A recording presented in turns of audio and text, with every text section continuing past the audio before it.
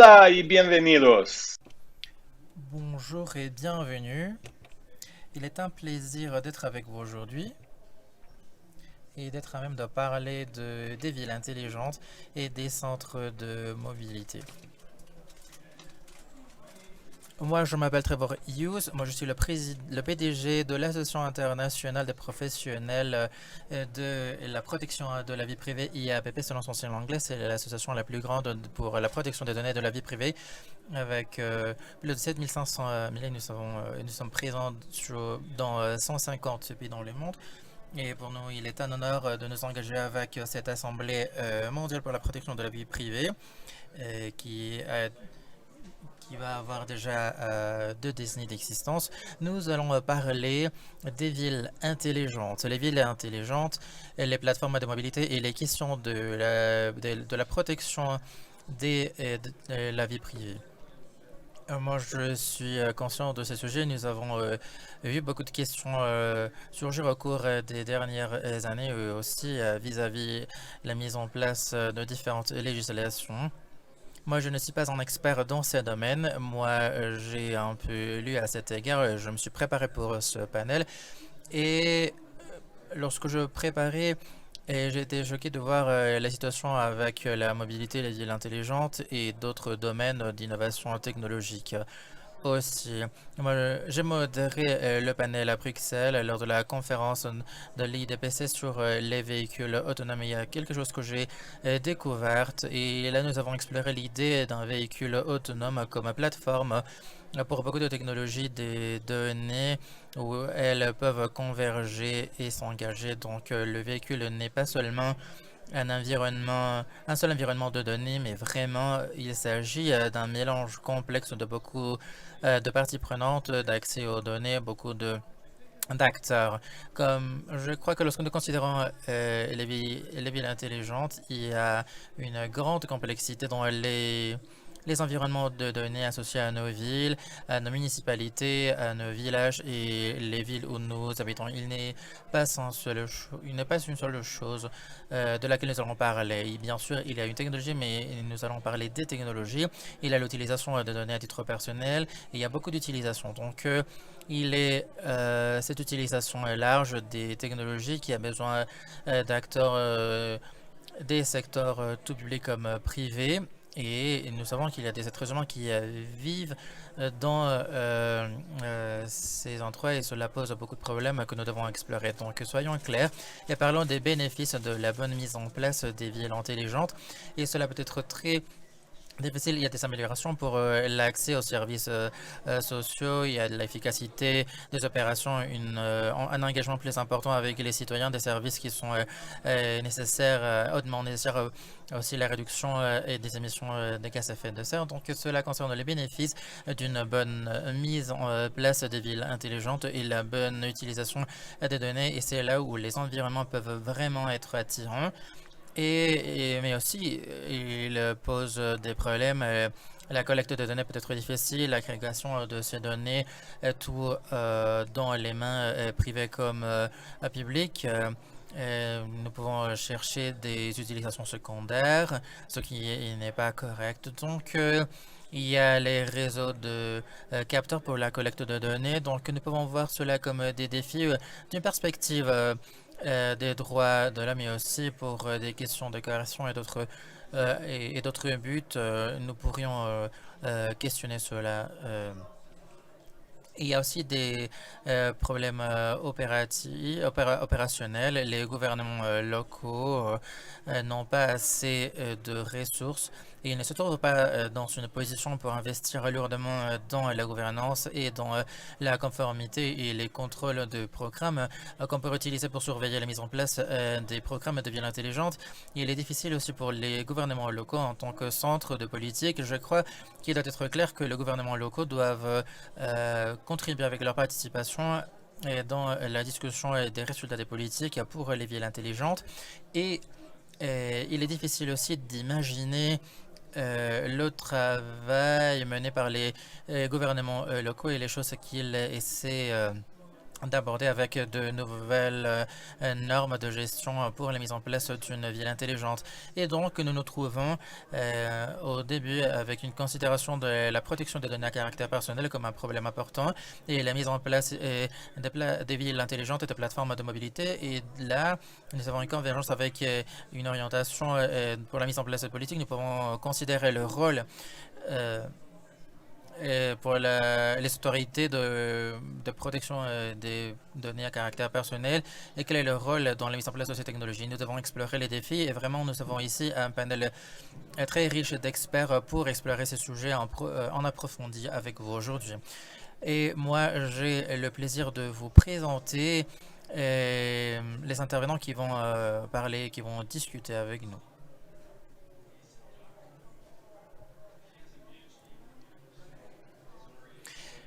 Désolé pour ce problème technique. Moi, j'ai l'honneur de vous présenter le panel qui sera avec nous au cours de 7h45 autour de ces sujets. Tout d'abord, je voudrais que les intervenants se présentent eux-mêmes. Nous allons discuter quelques-unes des technologies qui sont présentes dans les villes intelligentes. Alors, commençons notre conversation. Alors, commençons avec Amanda Clark, qui est ma compatriote canadienne. Bonjour, il est un plaisir pour moi d'être ici. Merci pour cette présentation si intéressante. Merci Trevor. Et nous avons beaucoup de choses à discuter aujourd'hui. Je m'appelle Amanda Clark, je suis professeure associée à l'Université Carleton. Et je me trouve à Ontario, Canada. Et je travaille sur les territoires des peuples autochtones. Moi, mon contexte et mon travail actuel concerne l'étude du gouvernement numérique et l'administration publique. Et j'ai un intérêt de recherche particulier qui concerne la gouvernance des données. Et c'est ça mon approche aujourd'hui. Et cela concerne l'intérêt que j'ai vis-à-vis des villes intelligentes. Donc, quelques-unes des choses dans lesquelles je vais approfondir, ce sont des questions qui concernent la capacité du secteur privé et le fait de s'assurer que les villes intelligentes soient équipées de tous les outils dans le contexte de la ville intelligente. Il y a des questions autour des attitudes du public, la confiance en le gouvernement et aussi nous devons considérer les alternatives et les différents angles pour les dilemmes du gouvernement vis-à-vis la ville intelligente. Quels sont les instruments qu'il nous faut pour avoir cette discussion? Sans aucun doute, vous allez entendre parler du reste de mes collègues du panel et donc j'ai hâte de commencer cette discussion avec vous. Merci Amanda, bienvenue. Ensuite, nous aurons Bruno Bioni. Si tu pourrais te présenter, bienvenue. Merci à Trevor, merci pour cette présentation fantastique. Bonjour à tous, je m'appelle Bruno Bioni, je suis le directeur fondateur de Data Privacy Brésil, qui se concentre sur l'espace entre le gouvernement et l'école et aussi la recherche entre les associations. Il s'agit d'une ONG, moi je vais travailler. J'ai travaillé autour de la question de la protection de données à titre personnel au cours des dernières années. À l'heure actuelle, je travaille à l'Université de São Paulo sur le sujet de la comptabilité et la protection de données. Et récemment, on m'a nommé pour être l'un des membres du Conseil national brésilien de protection de données et qui cherche à faciliter et à aider les discussions politiques avec les autorités de protection de données du Brésil. Moi, je m'intéresse à la protection des données et les villes intelligentes et il est issu du réseau de surveillance de l'Amérique latine qui fait la cartographie de la discussion et du cadre de la discussion que nous devrions avoir, et non seulement au niveau fédéral, mais ensuite nous avons commencé une campagne qui s'appelle Ta ville, tes données. Et nous essayons de voir comment nous pouvons établir des outils de gouvernance. Nous pensons que le contexte de la ville est très important pour le Brésil. Merci. Muito obrigado, Bruno, comme on dit en portugais. Ensuite, nous avons Kelsey Finch du forum sur le futur de la vie privée. Merci beaucoup, Trevor. Bonjour à tous, moi je suis Kelsey Finch, je suis conseillère senior et moi je travaille sur la connectivité parmi d'autres projets. Et nous avons ici une organisation à but non lucratif et nous cherchons des technologies. Notre travail sur les espaces de mobilité s'est concentré largement dans la création des outils et des ressources pour le développement des capacités d'infrastructures au sein des gouvernements locaux. Parmi d'autres choses, cela comprend le développement des ressources éducatives, des infographies pour éclaircir quels sont les défis et les opportunités que nous avons grâce aux technologies des villes intelligentes. Nous avons développé une grande boîte à outils de formation et nous considérons surtout l'évaluation et des choses telles que la technologie des villes intelligentes, des programmes de données ouvertes. Et aussi, nous essayons de développer des boîtes à outils plus inclusives avec un accent sur la vie privée et la communication. Nous avons des ateliers pratiques. Et nous avons interagi avec un nombre de villes pour faire des évaluations de maturité. Nous avons des programmes concernant la vie privée. Et en fait, je suis très fier de notre réseau de leaders dans le domaine de la vie privée. Il y a 3 à 4 ans, ce qu'il fait, c'est qu'il est un réseau de pairs qui se concentre sur le travail des gouvernements locaux et c'est le travail que nous menons à l'heure actuelle. Et nous naviguons sur les questions croissantes, l'orientation, la transparence et les pratiques vis-à-vis de la vie privée. Nous représentons presque 35 villes partout au Canada et celle-ci était une grande opportunité pour voir la croissance et la maturité que nous offre cet espace. Pour moi, c'est un plaisir d'être avec vous aujourd'hui. Génial, merci Kelsey. Kelsey, je vais te demander, il y a une fonction de chat dans notre... Je ne sais pas si tu pourrais partager le lien vers les ressources du FPF. Je crois qu'ils sont des outils très précieux. Maintenant, nous aurons Marilyn Chatwin qui va se présenter, qui est le directeur exécutif intérimaire pour Open North. Merci Trevor. La pression devient de plus en plus importante avec ce panel, je peux voir. Donc, moi, je m'appelle Marilyn Chatwin. Et bon, je travaille dans le monde universitaire. Je suis le directeur exécutif d'une organisation à but non lucratif qui s'appelle Open North. Open North est l'organisation leader au Canada pour le développement des capacités et la collaboration des réseaux à travers les secteurs. Donc, nous cherchons ici l'utilisation responsable des données et tout est au service des communautés et leurs résidents et ont un intérêt public. Donc, nous nous concentrons sur l'espace des villes intelligentes et l'espace conceptuel pour le partage des données. Vraiment, nous allons changer notre approche sur l'expertise et nous aurons ici des défis tangibles. Donc, nous pouvons voir ici la valeur que cela apporte, donc, et l'équité et l'égalité des salaires, par exemple. C'est l'un de nos sujets aussi. Nous travaillons partout au Canada pour développer une stratégie pour avoir une vie intelligente et tangible, la transformation numérique et des initiatives à cet égard. Nous travaillons à partir d'une définition que nous avons présentée il y a quelques années maintenant. Et nous avons ici une ville intelligente ouverte, c'est la définition. Et il s'agit de la société civile, les universités et le secteur privé et leur collaboration pour le développement des technologies lorsqu'il est approprié et de façon redevable, responsable. Nous devons faire faisable la ville intelligente avec un équilibre entre l'économique et le social et la responsabilité environnementale. Merci. Génial.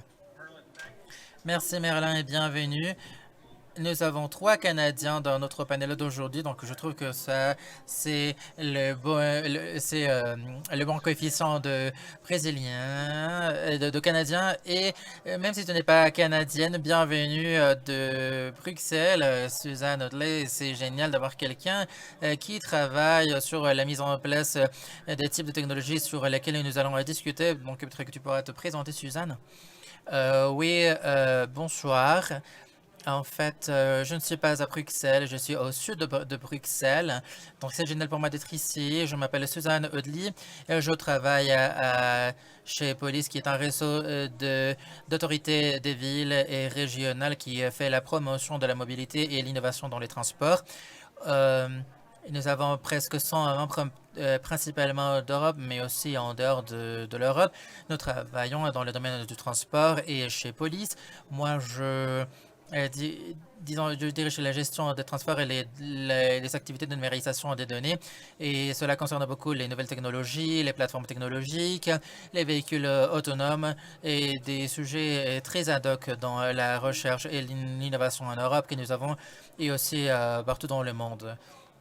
Nous soutenons nos membres, notre communauté, et oui, nous les soutenons et nous leur fournissons des moyens pour le partage des expériences, pour qu'ils apprennent les uns des autres, pour parler des sujets auxquels ils sont confrontés et comment ils ont résolu quelques-uns de ces problèmes. Et dans l'espace des données, en fait, je ne suis pas une experte dans le domaine de la protection des données, mais c'est un sujet sur lequel je travaille, mais au niveau pratique, je travaille sur cela avec nos membres. Et dans l'espace des données, je crois qu'il y a quelques domaines importants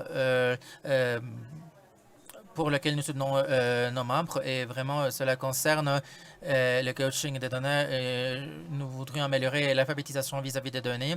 Et nous avons eu beaucoup d'actions dans ce domaine au cours des dernières années.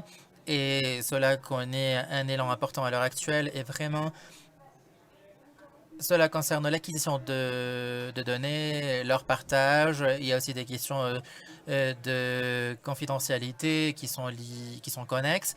Et aussi, nous avons une politique européenne dans l'espace de données. Je crois que vous êtes tous familiarisés avec le GDPR, selon son sigle en anglais, qui est la réglementation européenne.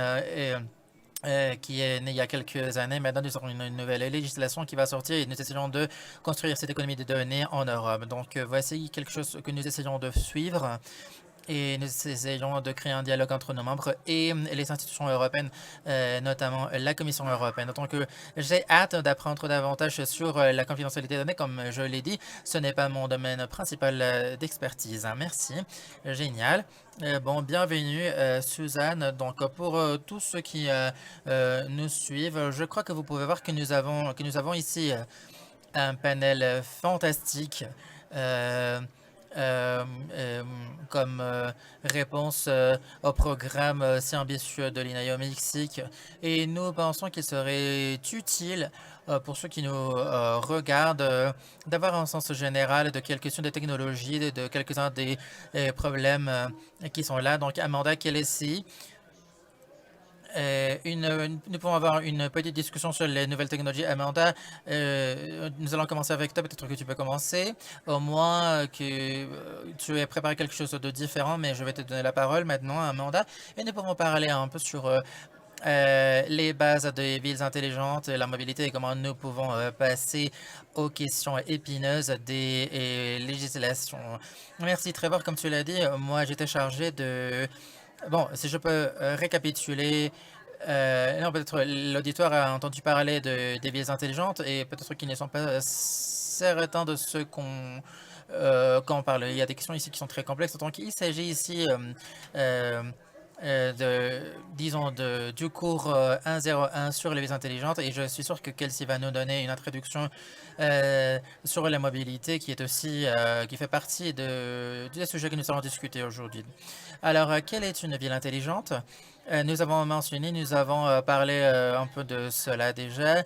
Et au centre, nous avons l'idée d'utiliser les capteurs de collecte de données, des réseaux, une analyse avancée de données et les processus de conception urbaine, de planification politique et gestion.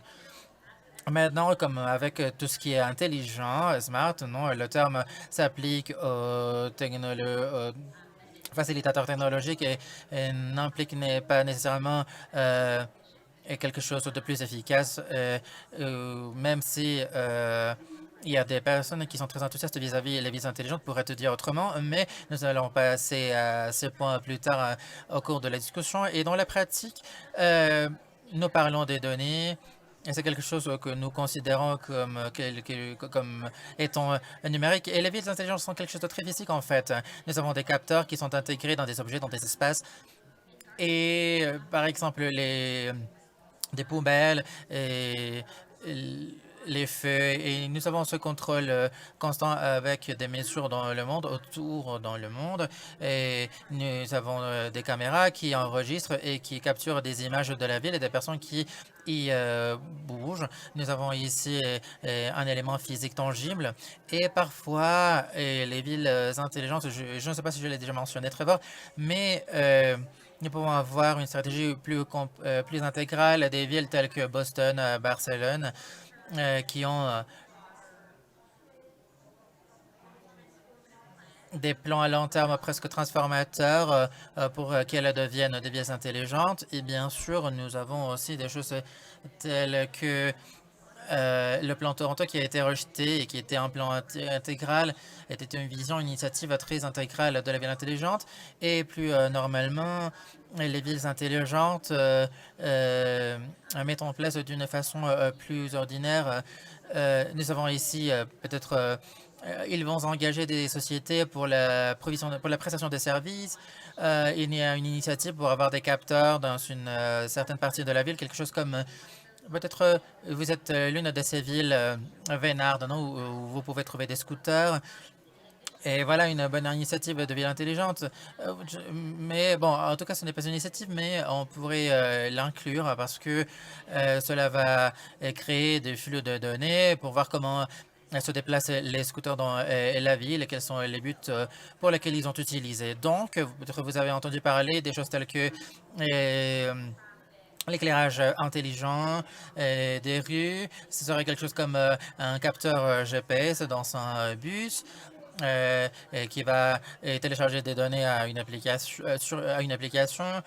Donc, je crois que beaucoup des exemples des initiatives de villes intelligentes sont quelque chose de très commun, qui est très difficile d'imaginer à un moment où elles n'existaient même pas.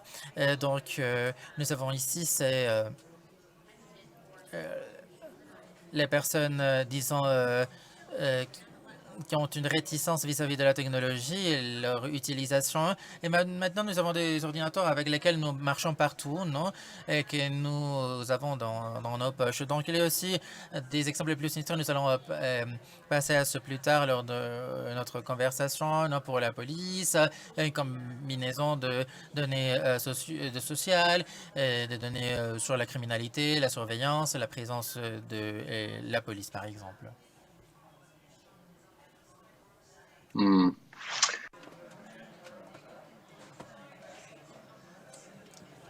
Ah, Amanda a un petit problème technique. Elle revient certainement dans un instant.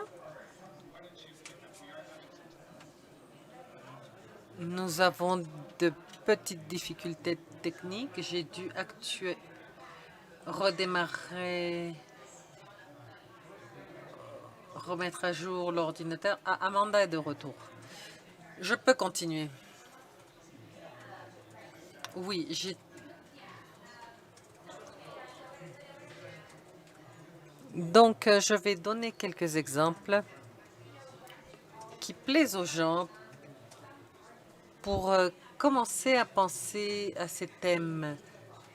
Tout ceci a commencé dans les années 70. On a commencé à voir des villes énormes comme Los Angeles qui recueillaient les big data, comme on les appelle maintenant. Et ça a été ça.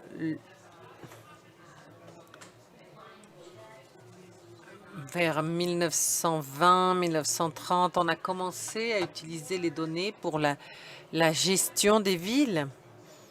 Et je crois que l'utilisation la plus récente du terme, c'est dans les années 1990. Amsterdam et d'autres villes ont commencé à avoir des villes numériques. Les villes migraient vers le Wi-Fi et plus récemment, ils se sont rendus compte, les gens dans IBM, dans Cisco, ils ont lancé des initiatives Les gens d'IBM, avec leur programme Smart Planet,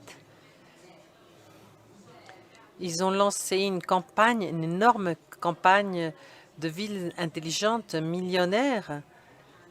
Et tous ces acteurs corporatifs ont promu et évalué toutes les initiatives de villes intelligentes. C'est ça la dernière évolution qui date de cette époque-là. Tout ceci pour vous dire qu'essentiellement, ça a été quelque chose de privé, un mouvement qui a été déclenché par le secteur privé. Ensuite, il y a eu des initiatives de l'État centrées sur les villes. Il y a eu des prix, des concours pour allant dans le sens des villes intelligentes. Et au bout d'un moment, c'est devenu une tendance des gouvernements dans tous les pays, au niveau national et régional. Les grandes corporations continuent à avoir un rôle très important pour la gestion des grandes villes intelligentes. D'autres soucis qui ont surgi par rapport aux villes intelligentes se sont produits après le développement, comme Trevor l'a dit, après l'utilisation des technologies et grâce aux données recueillies, on peut optimiser les villes, les services publics. On peut faire des conglomérats des services. Et parfois, on dit par rapport aux villes qui font la promotion de l'économie de la connaissance, qui se centrent moins sur la croissance économique. Les défis urbains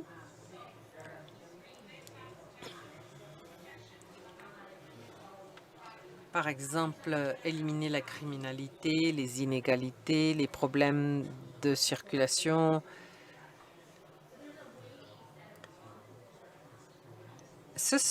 Et puis la participation de la population, c'est les promesses des villes intelligentes, mais il y a de nombreuses critiques également. Et la critique principale, c'est l'atteinte à la privacité, la surveillance, la collecte des données privées qui peuvent être vendues, la collecte des données non informées. C'est quelque chose de généralisé. On peut s'asseoir sur un banc dans un parc et même comme ça, on donne une information au système.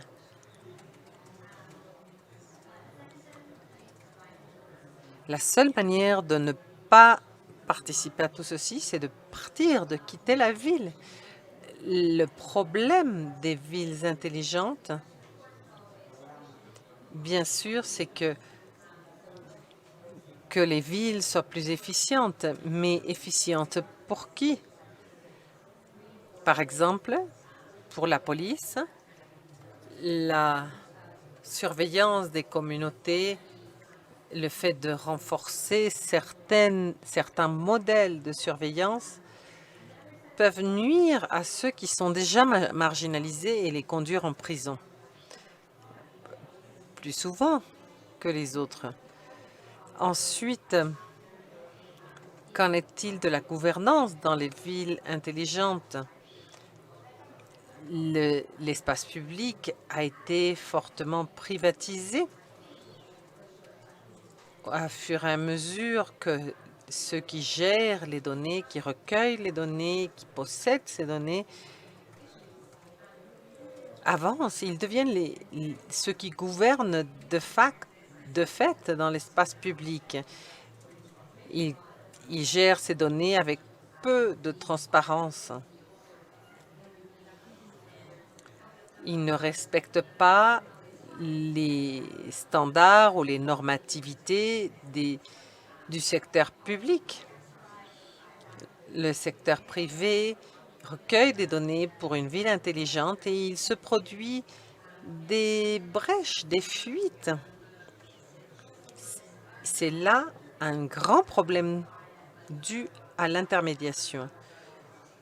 Les citoyens interagissent avec le gouvernement à travers des intermédiaires privés. Cela produit des questions pratiques. À qui vais-je me plaindre? À qui je vais donner un retour d'information? Qui j'accuse?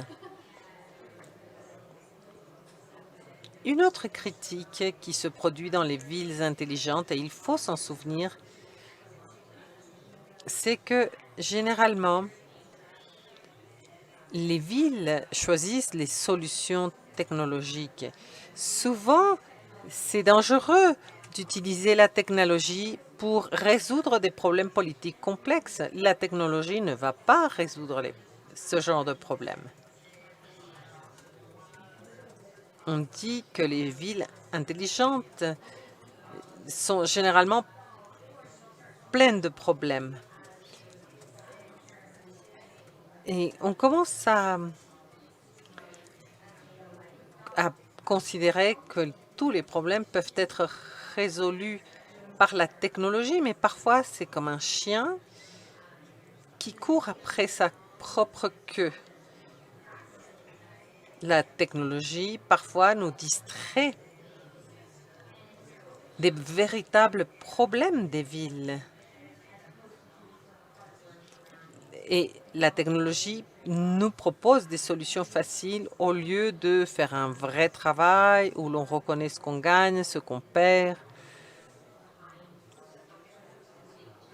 Au lieu d'investir dans les vrais grands problèmes des villes ayant trait à la justice, l'équité, l'accès au logement, la durabilité. Ce sont là des défaillances, des problèmes de l'État qui précèdent la technologie. Merci Amanda, je pense que tu nous as partagé un festin d'idées pour pouvoir continuer dans notre panel. Maintenant, nous allons passer à Kenzie et ensuite nous allons passer à un échange de tous. Oui, je pense que Amanda a fait une exposition brillante. Le deuxième thème a trait aux villes intelligentes et aux plateformes de mobilité. Jusqu'à quel point les plateformes de mobilité, le transport intelligent peut collecter des données et peut vraiment nous permettre d'améliorer les villes intelligentes. Il faut reconnaître que le transport et les services, c'est une partie où les opérateurs des villes intelligentes travaillent le plus, là où il y a le plus d'inversion. Le transport n'est pas le seul thème, mais c'est un thème important que nous pourrions considérer comme un thème de mobilité. Simplement pour mettre ceci sur la table, je peux vous dire que les villes dans le monde font avancer, commencent à considérer ces plateformes de mobilité comme quelque chose de fondamental. On combine par exemple les trains, les bicyclettes, d'autres véhicules, des voitures, des autobus, tout ce qu'on peut imaginer. Quand on construit ce genre de plateforme de mobilité, les villes travaillent pour maximiser l'accès des citoyens au transport et pour favoriser l'accès à tous les services critiques, au logement, au transport, au travail, etc. Les villes et leurs partenaires travaillent effectivement dans les plateformes de mobilité où l'on propose tous ces services en même temps. Lorsque l'on collecte les données de mobilité, les villes et leurs partenaires maximisent la possibilité de gérer l'espace public avec des outils numériques. On commence à créer des plateformes de mobilité pour gérer la structure du transport, pour décider où on va mettre les vélos partagés, ou quelles sont les zones exclusives pour les piétons, les zones piétonnières. Et de cette manière, on s'assure d'un accès égalitaire au transport collectif.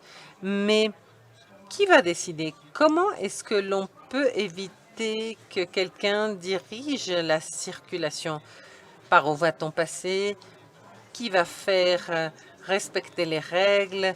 comment faire pour que les compagnies privées respectent les permis qui leur ont été attribués? Les services numériques pour la gestion de l'espace public, c'est quelque chose de très intéressant. Il y a certaines questions.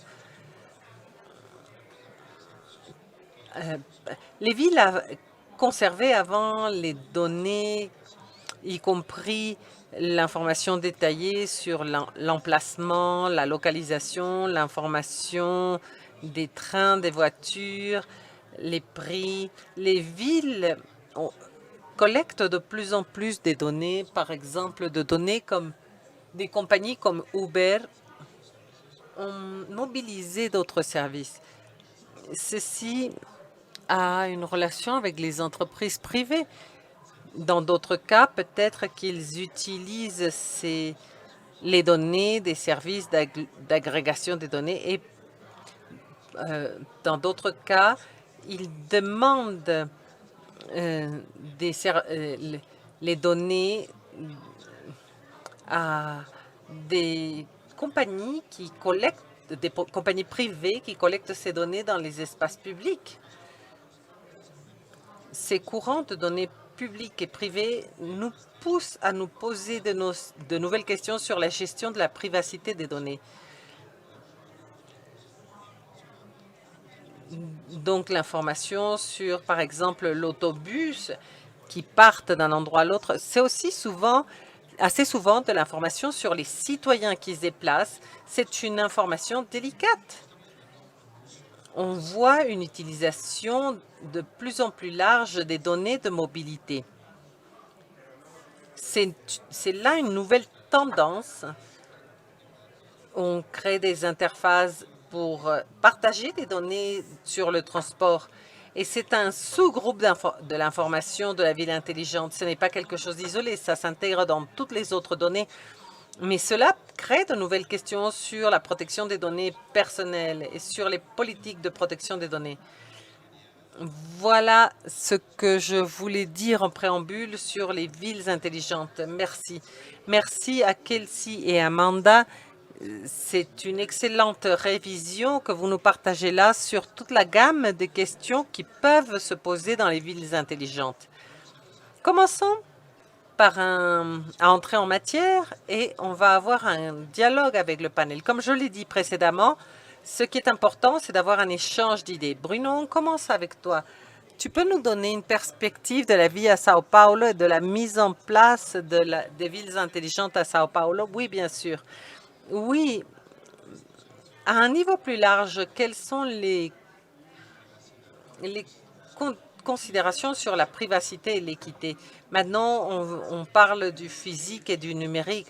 On voit que il y a des données qui se créent par rapport à ça. Quelle est ta perspective personnelle? Quels sont les problèmes que tu vois au Brésil? Merci, Trevor. Oui, je pense que l'échange est important, surtout avec Amanda au niveau perceptuel, parce que je pense que cela nous permet de mieux cadrer un vocabulaire pour alimenter cette discussion. D'ailleurs, je pense que lorsque l'on parle de villes intelligentes, il faut se rappeler l'expression en elle-même, ça a été quelque chose de critiqué par les universités, les administrateurs, les activistes, les compagnies privées. Tout le monde a voulu oublier ce terme dans leur campagne de marketing.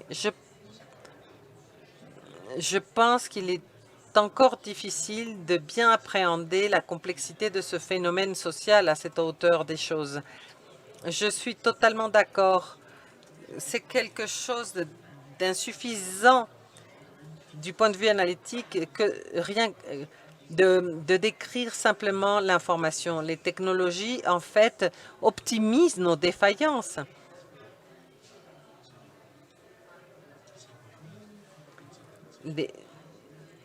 Concernant le transport public, la sécurité, etc. Je pense qu'il faudrait changer le terme et essayer de prêter attention, de chercher un terme plus large, quelque chose de plus systématique. C'est la réflexion basique qui est au centre de l'écologie.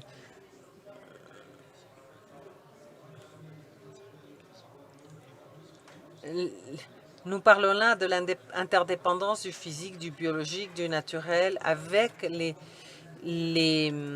la technologie qui sert de médiation au milieu de tout ça. Au début de cette rencontre, le comité a été très pertinent en organisant un panel sur la protection de données et de sa relation avec l'agenda 2030.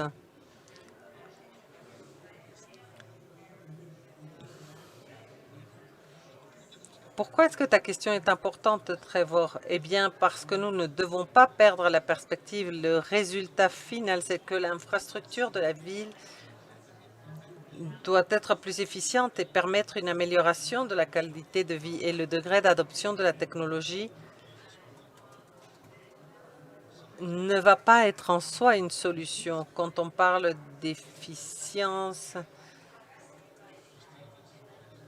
toutes ces questions devraient orienter notre élection pour l'infrastructure des villes. Par exemple, quand on pense à un capteur intelligent qui consomme plus d'énergie qu'un capteur traditionnel, à quoi bon avoir un capteur intelligent si cette création de données ne va pas donner lieu à un changement d'infrastructure en termes de la matrice d'énergie ou pour mieux éduquer sur la consommation de l'énergie?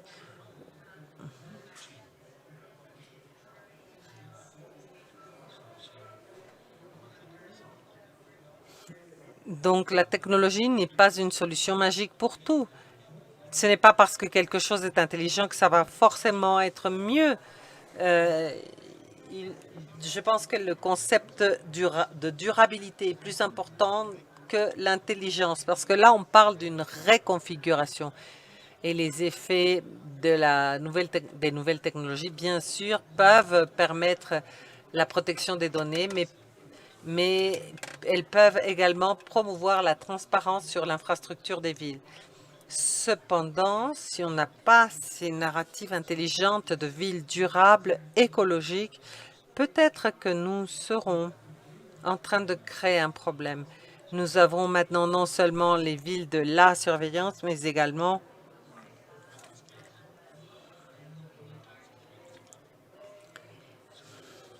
nous pourrions parler des villes durables. Je tâcherai de donner quelques exemples. Parfait, Bruno.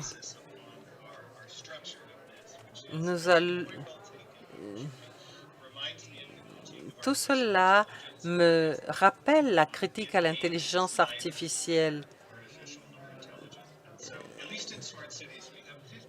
Au moins, dans les villes intelligentes, on a 50% de l'information qui est correcte. Merlin et Susanna, est-ce que je peux te demander de prendre la parole et de partager ta perspective sur les problèmes de société, les problèmes de protection des données qui te semblent les plus difficiles pour les villes écologiques durables? Et Suzanne, ma question pour toi qui viendra après les commentaires de Merlin. Est-ce que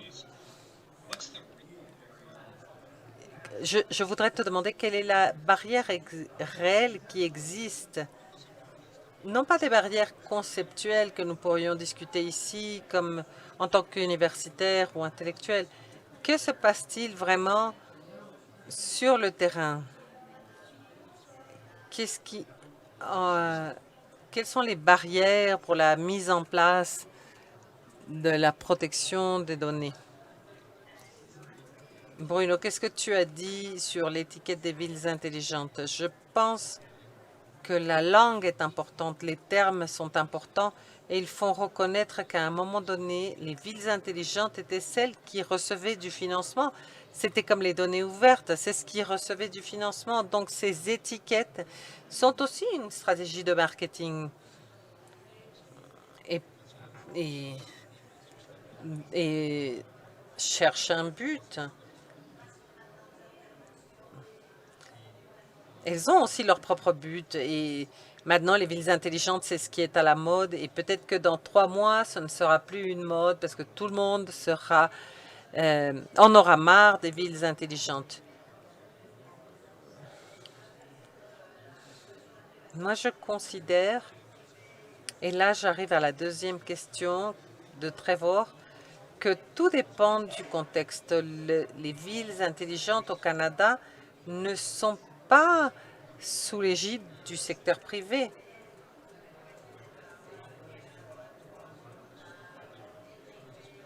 Nos villes intelligentes ne sont pas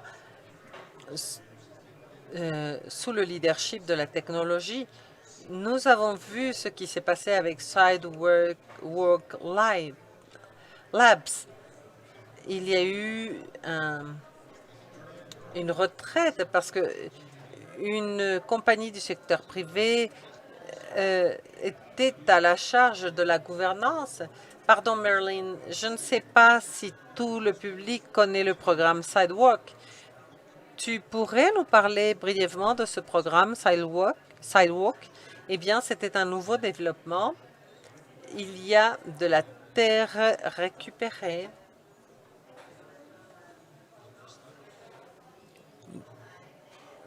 Sur la côte à Toronto et Sidewalk Labs, je ne sais pas si c'est une subsidiaire de Google. Et bon, moi aussi, j'ai ma propre perspective. Je pense qu'il y a eu des défis, mais ils se sont centrés sur le développement de politiques et de sauvegarde, le tout sous l'égide du secteur privé pour récupérer quelques terrains. La ville a été prise de court pour tout ce que cela impliquait. Les gens au niveau local faisaient pression et disaient « ce n'est pas qu'on soit contre la récupération de ces terrains, mais c'est quelque chose qui pourrait se faire sans la collaboration du secteur privé qui a déjà un intérêt, ses propres intérêts. » Une fois qu'on a établi les politiques, qu'on a établi les bases de protection de données pour qu'il n'y ait pas d'exploitation du secteur privé de ces terres sur l'aire côtière, là, on a pu avancer sur le projet. Comme l'a dit Amanda, ceci a été interrompu finalement et l'on essaye de savoir quels sont les pas suivants. Merci de l'expliquer. Lorsque nous parlons des structures gouvernementales et de gouvernance,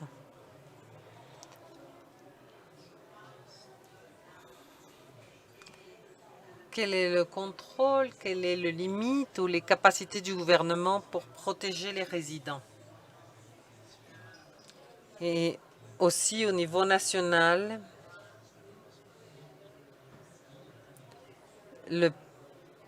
que se passe-t-il dans le passage du local au national? Au Canada, on a par exemple ce problème de l'histoire du colonialisme. On a tant pris des décisions à la place des peuples originaires. La technologie est un des outils qui a maintenu cette pression historique sur ces peuples tel qu'il est arrivé souvent au Canada pour maintenir cette oppression. Cette oppression et cette marginalisation qui est un problème si important. Il faut mettre cela sur la table pour commencer à parler de la souveraineté des données, de la gouvernance des données. Nous allons gouverner au nom d'eux et cela devient un dialogue entre les personnes impliquées.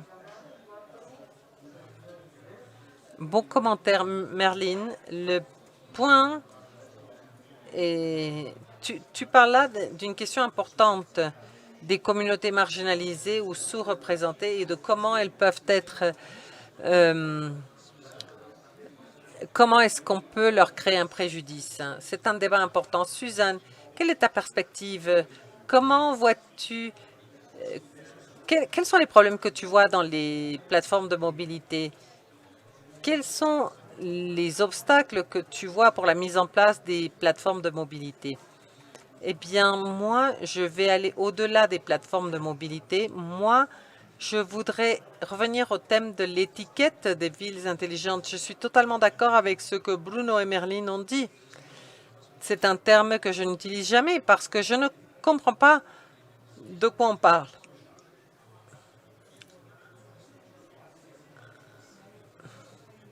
Si on n'a pas de politique intelligente, quel est le... Alors pourquoi avoir des technologies? Comment recueillir des données pour que les villes soient véritablement intelligentes?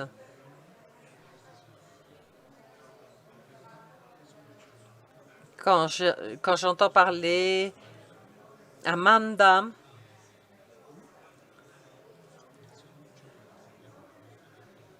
je m'identifie énormément avec ce qu'ils ont dit. Par exemple, ce qu'a dit Kenzie sur le transport, je m'identifie énormément avec ces commentaires. C'est vrai que les villes ont utilisé des systèmes électroniques, des capteurs, mais c'est quelque chose qui s'utilise depuis des décennies dans le transport pour les autoroutes. Ces capteurs ont été utilisés pour gérer la circulation, les flottes de transport. Et ça s'utilise de plus en plus pour mettre en place d'autres politiques. Tout du moins en Europe, on voit que les villes de plus en plus créent des villes à transit limité, à circulation limitée,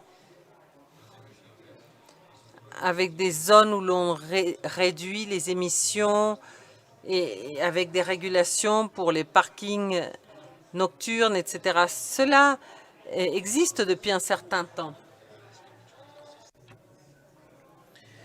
Il y a des outils qui sont difficiles à mettre en place à cause de leur prix. Il y a quelques-uns des systèmes qui contrôlent, par exemple, les flux de trafic. Nous pourrions, au lieu d'acheter un système pour la génération de données, en fait, nous pourrions aller dans le marché et l'acheter directement du marché parce qu'il y a d'acteurs qui pourraient nous fournir ces données. Donc voilà une grande question et que les villes se posent aujourd'hui, ce que nous devons faire, qu'est-ce que nous pouvons acheter, qu'est-ce que nous pouvons faire de notre côté nous-mêmes.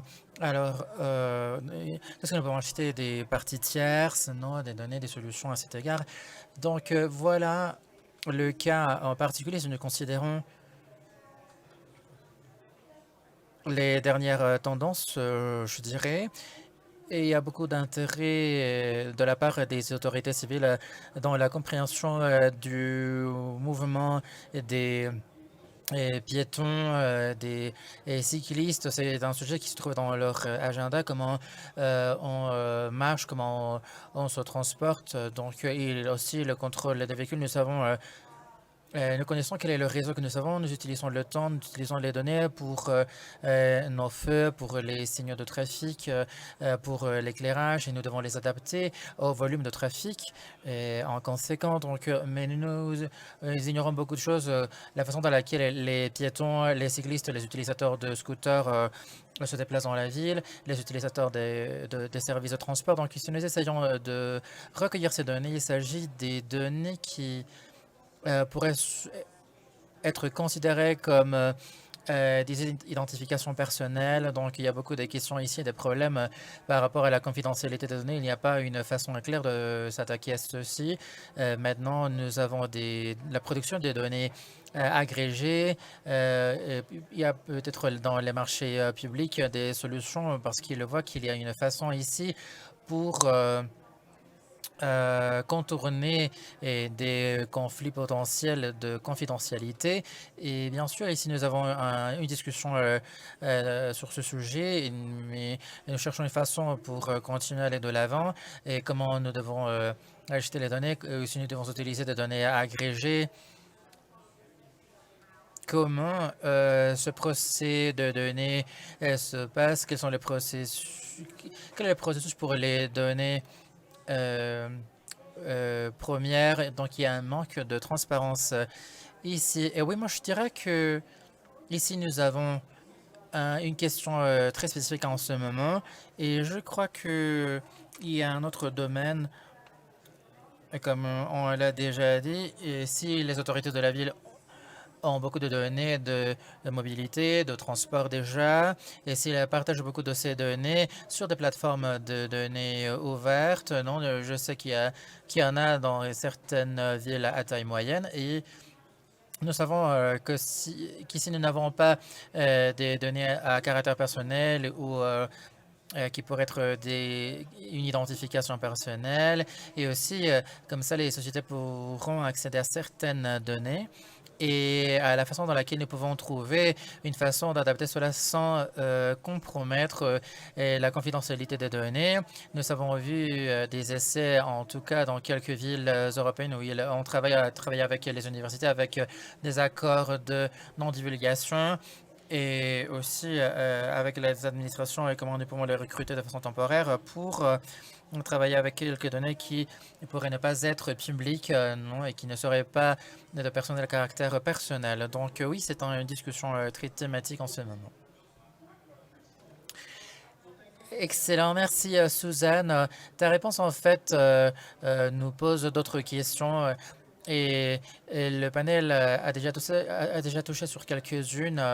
Non, il ne faut pas adopter la technologie seulement par amour à l'adoption de la technologie. Donc, nous devons essayer d'éviter cela parce que la technologie n'est pas le but, non, pour rendre nos villes plus efficaces, pour améliorer la qualité de vie. Voilà les vrais objectifs. Merlin décrivait l'initiative de laboratoire à Toronto et qui était une initiative échouée pour la réalisation de quelques-uns de ces objectifs à travers la technologie.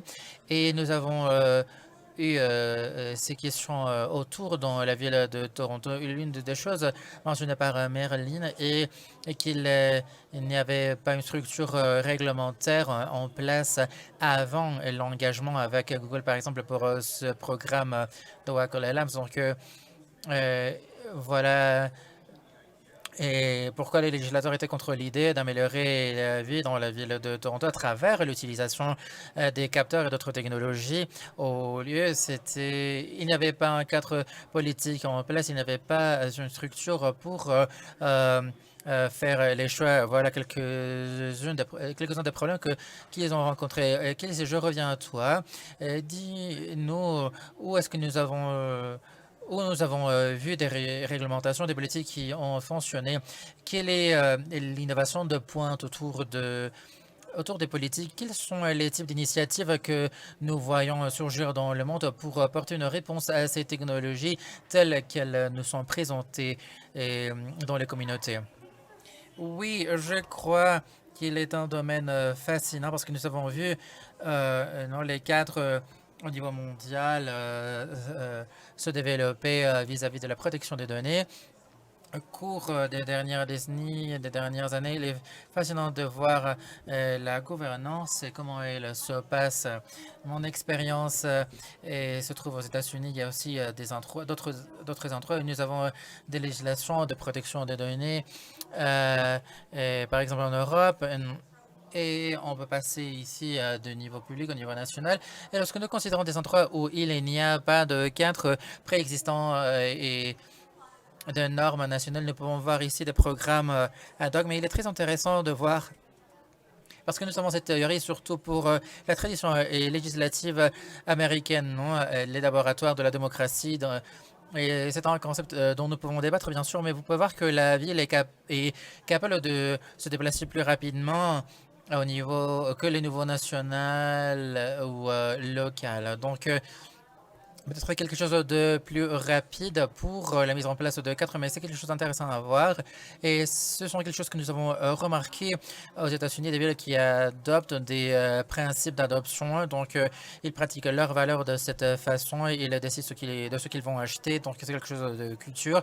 Il y a la confidentialité, c'est la première étape. Ensuite, nous voyons le développement de politiques de gouvernance des données avec une approche holistique pour l'utilisation des données de la part de la ville et leur gestion. Et nous voyons des villes où nous pouvons voir qu'il y a vraiment un modèle intéressant et qui a été développé au début. Euh, Nous avons ici et les syndicats américains. Nous avons une initiative de la part de la police. Donc, nous avons plus d'une dizaine de villes. Donc, il y a des périodes de commentaires aussi pour la réception de commentaires avant le déploiement de ces technologies. Donc, voilà pourquoi nous avons des commissions et des conseils consultatifs. Et notamment pour les technologies. Et ici, la technologie a une définition très large. Donc, cela implique le manque d'achat d'outils,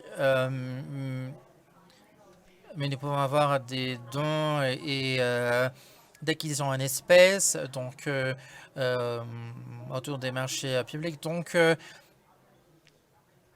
il y a d'autres cadres de gouvernance.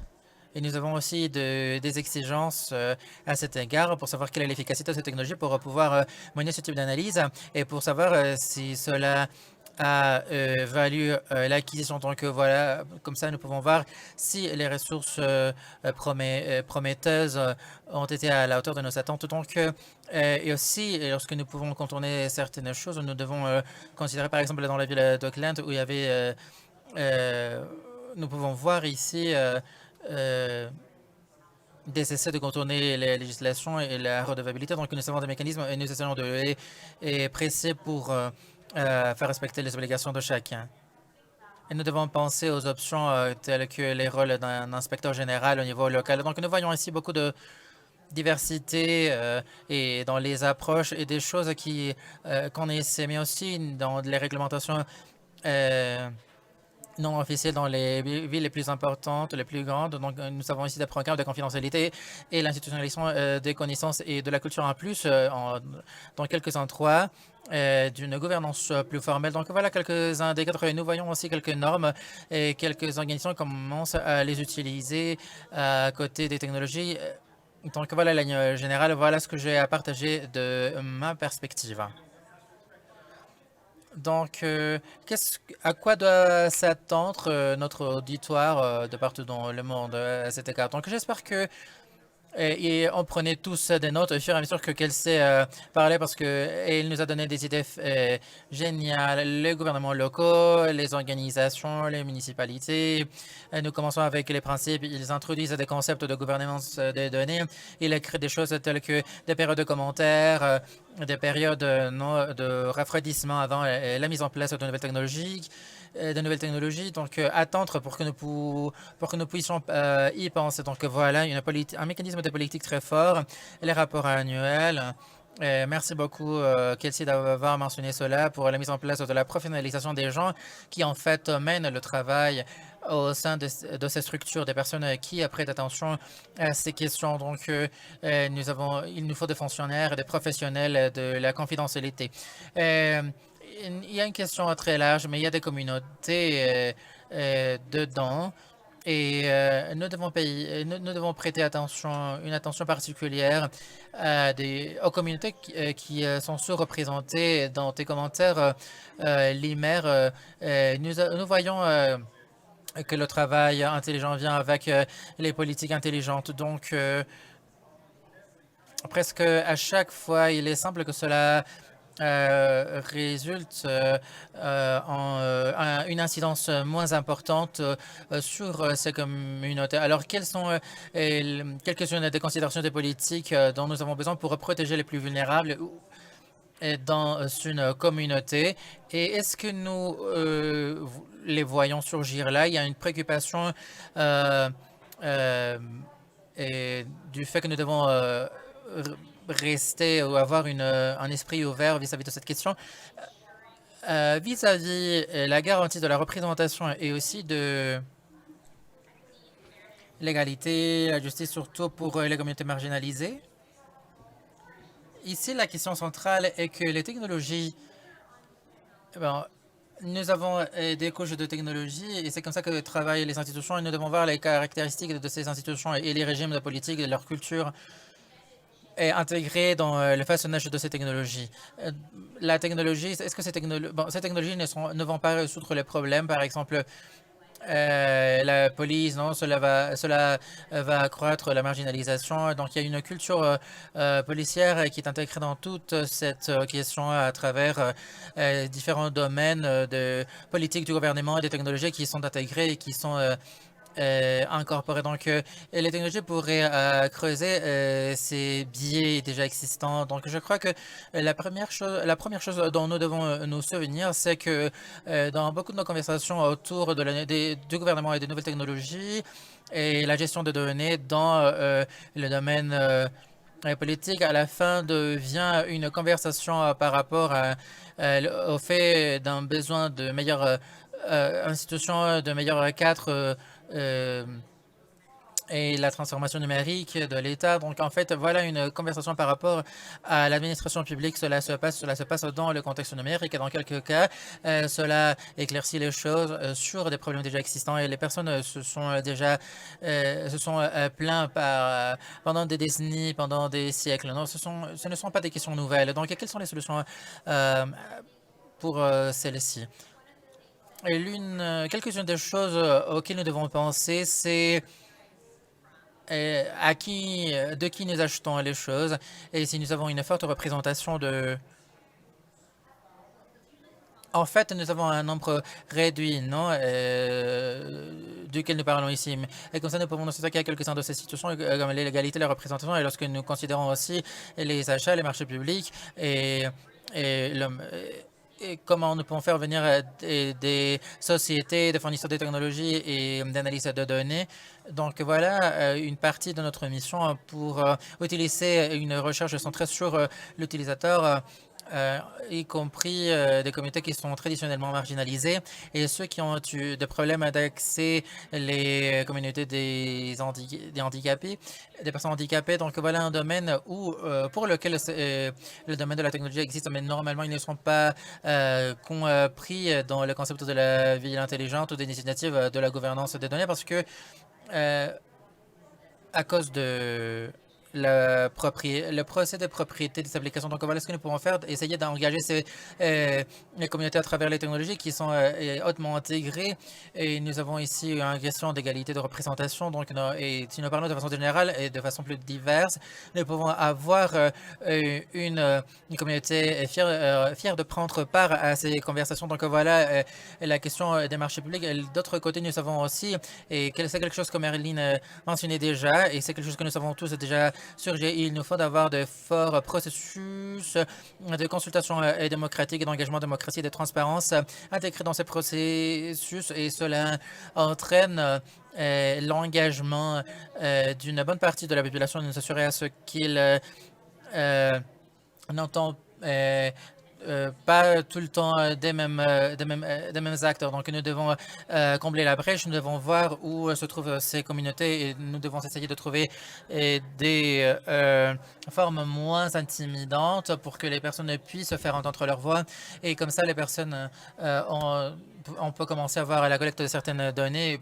Nous pouvons commencer à considérer comment nous pouvons les utiliser. Donc, je crois qu'il est important de considérer que dans tout cela, il y a aussi une promesse pour les communautés traditionnellement marginalisées avec ces nouvelles sources de données, les nouvelles technologies qui peuvent être exploitées. Donc, nous avons une bonne gouvernance en place et quelques-unes des applications des technologies des villes intelligentes peuvent vraiment créer et davantage d'inclusion des communautés au fur et à mesure que l'accès aux nouvelles technologies devient plus important. En fait, moi, je crois qu'il y a beaucoup de promesses. Il y a une grande promesse ici pour l'inclusion dans les villes. Non, mais bien sûr, il y a des questions qui continuent de revenir. Donc voilà la question de l'examen des principes de la bonne gouvernance et comment nous pouvons les mettre en place. Et en fait, nous pouvons penser, peut-être la technologie pourrait nous aider à réaliser quelques-uns de ces objectifs. Oui, d'accord, merci. Il y a quelque chose qui m'a choqué, les marchés publics et l'exploitation de quelques-unes des ressources déjà existantes. Et les experts qui travaillent sur des questions de l'engagement avec des communautés de populations plus larges dans la mise en place de ces technologies. Et aussi, nous avons vu l'accent sur le procès à travers lequel ces décisions sont faites pour l'égalité dans l'accès. Et aussi, si vous pouvez répondre à cette question vite fait, lorsque nous parlons normalement, non au centre froid d'un algorithme, parce que souvent, il est difficile d'évaluer cela d'un point de vue des politiques. Donc, nous considérons normalement le résultat de l'algorithme. Donc, voilà les faits, l'incidence sur le terrain, ce qui nous intéresse davantage. Et peut-être quelqu'un d'autre pourrait nous aider, non? Je commence à mélanger les faits là, mais et le département des travaux publics a créé une façon pour faire la cartographie ici de problèmes dans les rues. Et avec Geotech, vous pouvez faire la cartographie d'un problème que vous avez rencontré dans la rue pour régler un certain problème. Donc, nous pensons que c'est une bonne façon d'engager la communauté. Et le résultat était que nous avons un résultat. Nous pouvons ici avoir une mise en place de technologies plus importante pour la résolution des problèmes dans la route, non, des nids de poules, par exemple. Et même si on essaie de cibler seulement les nids de poules, donc nous avons des sections dans la ville et moi, je me demande si le résultat fait partie aussi de l'évaluation, s'il y a un rapport annuel, une question de redevabilité, une évaluation post-facto que nous devons faire pour nous assurer qu'il n'y ait pas de conséquences pour les communautés qui pourraient ne pas avoir fait part du dialogue ou qui pourraient ne pas avoir été considérés au début du procès. Du processus, oui. Moi, je crois que l'une des choses que nous voudrions voir davantage de la part des services publics qui impliquent ces technologies, mais aussi les sociétés privées avec lesquelles nous sommes en contact, ce sont les données premières qui décrivent les opérations. Et comme tu l'as dit, non seulement les inputs, les contributions que nous pouvons avoir dans le sens d'une incidence. Donc, nous avons ici une fonction de redevabilité, mais aussi quelques-uns vont au-delà de ça et disent, par exemple, si vous allez être une société qui a été embauchée par le gouvernement pour s'impliquer dans quelques-unes de ces initiatives. Nous ne pouvons pas légiférer cela. Vous devez fournir une divulgation, un accord de divulgation de données de votre programme, c'est quelque chose de base, non? Et cela doit être un niveau où on permettra l'implication des différents acteurs. Donc, et nous devons avoir ces accords vite fait. Donc, au niveau marginal, les révélations récentes de la recherche interne de Facebook, par exemple, ce que nous savons, c'est que les sociétés privées et les plateformes de technologie ont accès à ces données, mènent leur propre recherche, bien sûr, pas maintenant, mais Facebook a donné les ressources à ceux qui y ont accès. Donc, c'est facile de voir cette conversation et comment elle a changé parmi les différentes politiques. Et maintenant, bien sûr, la conversation concerne ces données doivent être publiées pour être à même de fournir un service. Et nous savons que cela fait part des règles de la route et les activités connexes. Donc, il y a la partie du contrat que nous pouvons considérer de la part du gouvernement avec des clauses de bénéfices pour nous assurer que les données recueillies soient analysées et mises en place que cela résulte en une gestion plus large des données. Là, je parle du concept, mais c'est quelque chose que les politiques pourraient faire si nous aurions le courage d'aller dans cette direction pour chercher ce résultat. Donc, pour nous, c'est quelque chose de très fascinant. Oui, c'est en effet fascinant. Donc, nous allons passer avec les marchés publics, maintenant les résultats, la mise en place. Il est important de prêter attention à chacune de ces étapes. Et aussi les parties prenantes dans le processus. Bruno, Kelsey a parlé tout à l'heure qu'aux États-Unis, il y a cette idée de les gouvernements des États fédéraux et locaux, les laboratoires de tests de la démocratie. Je crois que j'ai entendu à d'autres dire, voilà, des forêts. Donc, il y a des idées innovatrices qui ont surgi. Et dites-nous quel est le bon niveau d'implication du gouvernement pour la protection des données à caractère personnel. Donc, je sais que le contexte dans lequel je te pose cette question, c'est tu habites dans une des villes les plus grandes du monde, l'une des plus sophistiquées et plus complexes de toute la planète, et aussi dans un pays avec une structure fédérale. Donc, nous avons un gouvernement fédéral qui vient approuver une loi pour les sociétés privées dans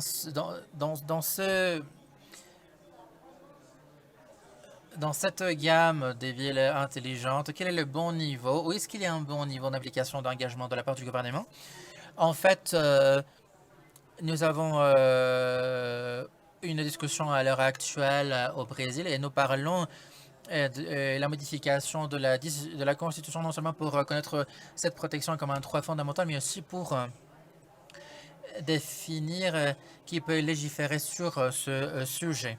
Et non, nous avons entendu parler non, de la protection des données, les politiques, les questions pour le transport, etc.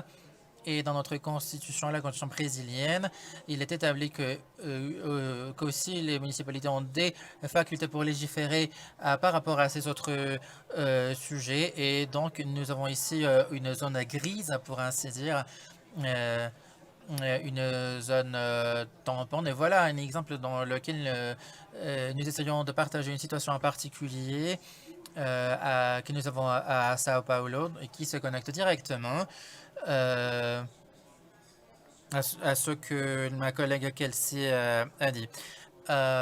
Nous avons une politique en termes des données comme des biens communs, parce que lorsque nous parlons de contrôler ou d'avoir le contrôle de nos données, je crois que tout le monde ici serait d'accord que nous avons là une des questions les plus importantes. Et là, nous parlons de notre souveraineté, comme Merlina l'a dit avant.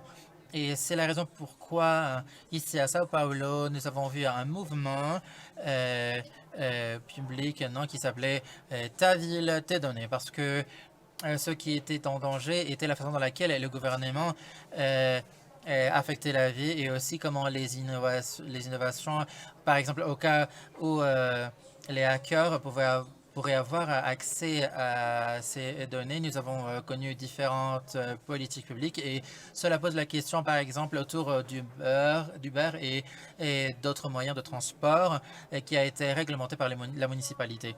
Non seulement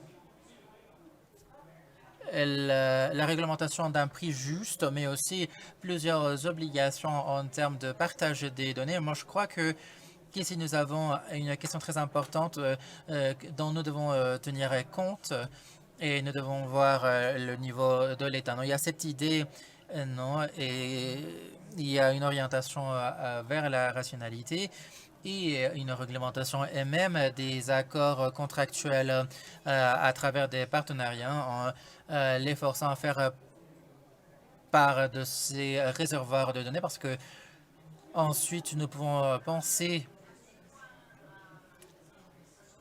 aux innovations de la part de l'État et aussi en faisant confiance à quelques entités qui concentrent de grands volumes de données vis-à-vis l'espace urbain. Merci Bruno. Marilyn, quelle est ta perspective à cet égard? Tu as parlé d'un nombre d'initiatives au Canada, de nouveau avec une structure à couche de gouvernement avec fédéral et local. Quel est le bon endroit pour que la politique se développe pour ce type de programme? Est-ce que c'est au niveau local ou à quel niveau on devrait le faire?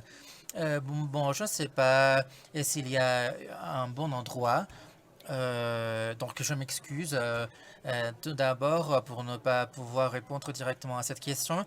Et il y a une évaluation là d'utilisation avant de considérer d'où vient la politique. Je sais qu'au Canada, les municipalités n'ont pas beaucoup de pouvoir ou de leader pour réglementer cela. Ils s'alignent normalement avec les gouvernements des provinces. Et les municipalités au Canada n'existent pas dans la Constitution fédérale. Donc, les mandats fédéraux par extension, il y a une zone grise, surtout avec la législation fédérale et provinciale, et lorsqu'elle ne s'aligne pas. De nouveau, avec cette couche supplémentaire au Canada, qui est une intersection avec les peuples autochtones, il y a un rapport de nation à nation et la praticalité, il y a le niveau de gouvernement local. Et nous avons ici un producteur, collecteur de données en masse. Donc, nous devons être à même d'avoir un rapport entre le gouvernement local et les peuples autochtones et pour créer ces structures privées et comment elles seraient. Donc, d'un point de vue canadien, il nous faut des niveaux et d'autres de gouvernement pour surmonter la situation et pour nous réunir et pour trouver la bonne solution pratique pour que les données soient protégées, non, et dans l'intérêt public. I'm reminded of the old saying that Je me souviens que toutes les politiques locales concernant ce type de problème,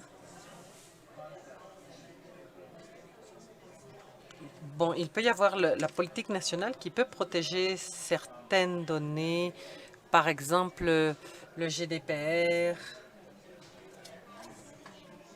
À la fin, cela doit être mis en œuvre au niveau de la communauté.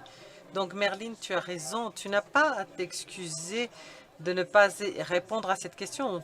Tu es Canadien, après tout. Donc, il peut y avoir plusieurs niveaux, plusieurs couches par rapport à l'évaluation, quant au rôle du gouvernement au niveau régional, local. Suzanne, je voudrais changer un peu la perspective. Quand toi et ton organisation travaillent avec les gouvernements locaux, tu penses qu'ils ont suffisamment de ressources ou c'est vous qui leur donnez votre expertise dans ce sens? Quelle est ton évaluation en général sur les capacités des gouvernements locaux? Est-ce qu'ils peuvent résoudre ces problèmes? Oui. Dans le sens du GDPR, je pense que c'est merveilleux d'avoir cette législation européenne. Ça a une certaine influence sur le secteur public et même sur le secteur privé, ce qui est surprenant. Moi, je travaille pour une petite organisation de 20 personnes et lorsque l'on vient dans ces réunions et l'on parle de l'efficacité, de l'efficience, nous avons même besoin d'un soutien externe. Mais du côté positif, nous pouvons dire que le fait d'être peu nombreux nous permet de travailler de manière plus étroite avec les données.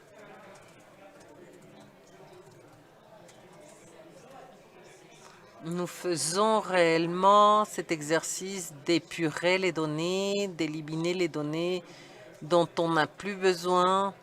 Et ça, c'est quelque chose de positif. Nous avons pu également réviser les procédures, ce qui est merveilleux. Et pour le côté négatif, je dirais que plus l'administration sera petite, plus nous devons être attentifs aux données privées et à la manière dont on partage les données. Il est important de comprendre que tout ce qui a trait aux données identifiables, aux données personnelles, on ne peut pas y toucher. C'est une raison pour ne pas partager ces données, pour ne pas acquérir ces données. Nous l'avons mentionné à plusieurs reprises, nous devons vraiment adopter ce concept de l'évaluation verticale et horizontale. Par exemple, dans le domaine de la mobilité et du transport, parce qu'il y a là beaucoup de données disponibles. Donc, pour les membres les plus grands, les équipes de la GDP, eux, ils ont leurs directives, par exemple pour le transport, les services sociaux, l'éducation, etc. Ils savent comment gérer ces données. Mais c'est quelque chose d'assez récent. Ça fait 6 ans qu'on travaille là-dessus. Donc, on cherche encore comment faire. Amanda, moi, je voulais dire que les commentaires de Suzanne rappellent les conversations que je peux avoir parfois avec les différents fonctionnaires des différents niveaux de gouvernement. Quand on parle des politiques, il y a un manque de capacité, un manque d'éducation par rapport aux données dans le service public et parfois ça mène vers des atteintes à la privacité. Mais ça peut parfois aller dans l'autre sens. Ça élimine des opportunités pour optimiser, pour partager les données afin que cela se traduise dans un bénéfice public. Je pense que la conséquence de tout ceci est qu'il faut réimaginer le rôle d'un gérant public ou le rôle d'un serviteur public du gouvernement. L'on pourrait argumenter que dans le service public actuellement, surtout ceux qui s'occupent des services comme des évaluateurs, des gestionnaires, ceux qui prennent les décisions sur les politiques, eux tous doivent avoir un certain niveau de la connaissance des données. Ils doivent comprendre non seulement la partie basique de la technologie, mais la compréhension de ce que c'est que la gestion des données responsables, etc. Et cela ne fait pas partie de la formation que l'on donne aux serviteurs publics. Moi, je travaille dans une école publique et il y a des personnes qui ont fait ces études. La formation qu'on donne aux serviteurs, nous éduquons les futurs serviteurs publics et ces programmes d'études sont pleins de références à la révolution numérique qui transforme la société et qui change ce que ça veut dire que le mot gouvernement. Nous allons préparer les nouveaux leaders du gouvernement qui, j'espère, seront de gestionnaires responsables des données.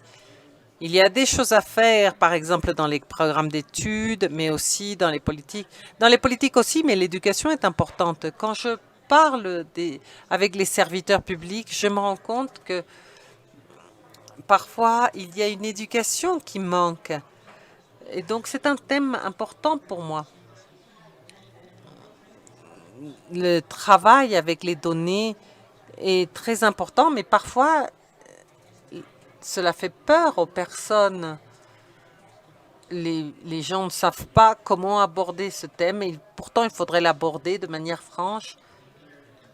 Bien sûr, je me rends compte que ce point est très important, la professionnalisation de l'information sur la protection des données, etc., pour les futurs serviteurs publics. Mais franchement, tous les acteurs dans l'économie numérique se rendent compte que c'est un outil critique.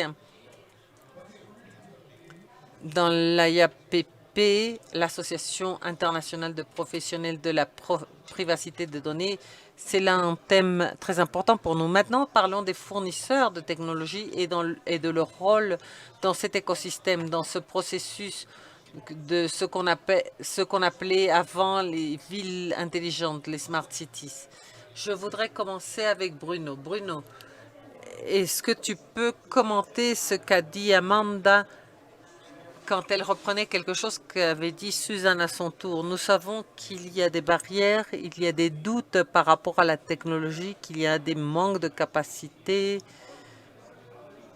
parfois à l'intérieur des municipalités locales, des gouvernements locaux. Ma question est la suivante. La situation dans laquelle nous nous trouvons, et je pense que c'est quelque chose d'universel, c'est une situation dans laquelle les gouvernements n'ont pas assez d'expérience, pas assez de ressources, pas assez de connaissances des technologies. Nous nous rendons compte que les gouvernements, par défaut, recourent à un fournisseur de technologie pour qu'il leur donne des structures de gouvernance. Est-ce que le gouvernement délègue la responsabilité? Est-ce qu'il y a un problème ici de gouvernance? Il laisse ça entre les mains des fournisseurs de technologie. Nous sommes en train de créer une architecture de protection de données à l'intérieur de la technologie même, au lieu de le faire dans la communauté et dans la technologie qui est au service de la communauté. C'est une question très vaste, mais je voudrais entendre tes commentaires. 2 commentaires. Tout d'abord, pour ce qui concerne la construction des capacités. Et par ailleurs, un commentaire sur comment faire pour que la discussion des politiques réduise ces problèmes. Pour que la discussion permette la consolidation de l'information. Le premier point est un défi plus important parce que les ressources sont différentes.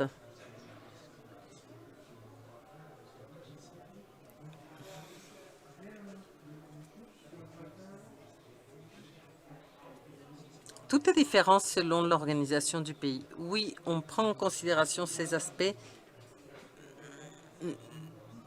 mais comment donner un cadre de politique aux constructions de capacités? Je vous donne un exemple de Sao Paulo. Il y a eu un programme qui s'appelait l'espace numérique à Sao Paulo. Comment a opéré cet espace? L'administration locale a décidé de redimensionner vers le haut les politiques de données. Et bien sûr, il y a différents niveaux, il y a les données ouvertes qui étaient gérées ou non par des machines. Et l'administration n'a pas eu la capacité d'ouvrir ces données dans une plateforme appropriée. Ils appellent ça les hackathons. Ces espaces, on les appelle les hackathons. On a vu à Sao Paulo un mouvement émergent où les hackers étaient à la tête de l'innovation. Parce que nous, on avait un manque d'innovation et de création de capacités. Cela est inacceptable. Il faut commencer à essayer de résoudre ce problème. Et donc, il est très important de rappeler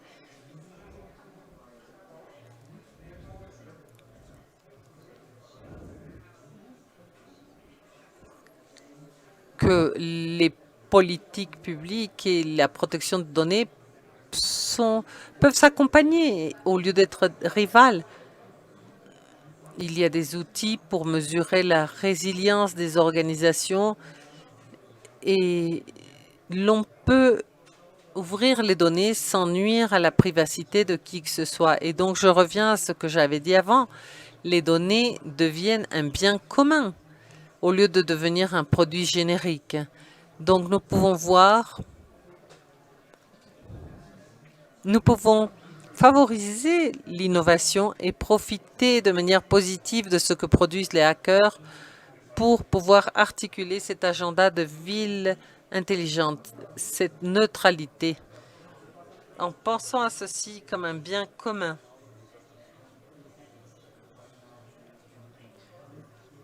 Pour que les données ne soient pas concentrées seulement dans quelques mains. Ça, c'est le premier point. Le deuxième point que je voulais mentionner, et je pense que Amanda l'a déjà mentionné précédemment, c'est que nous avons vu, c'est que le professeur Ryan Kello appelle un État administré, automatisé. Il dit que l'État utilise cette technologie et le rend quelque chose de très opaque, encore moins clair qu'avant. Et ça devrait être le contraire. La technologie devrait pouvoir rendre l'information plus claire. La relation entre les individus et l'État devrait être plus claire. Et je pense que ce point est important.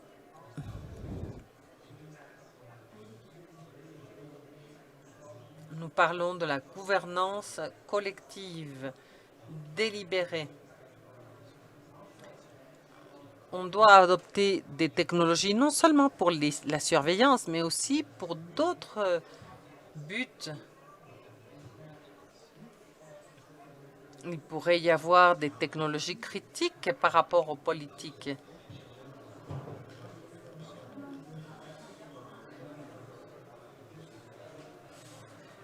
Les sujets des données, mais également les ONG, les associations, les conseils de lobbying.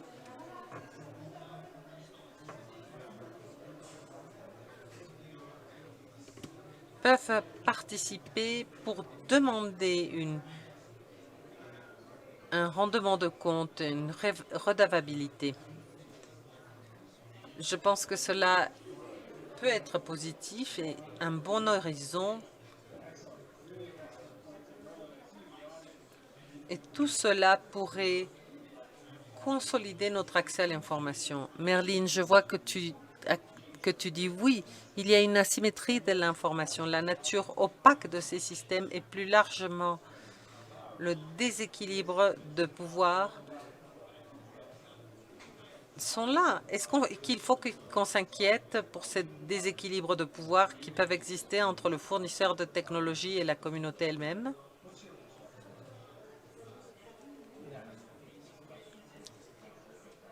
Qu'est-ce que tu en penses?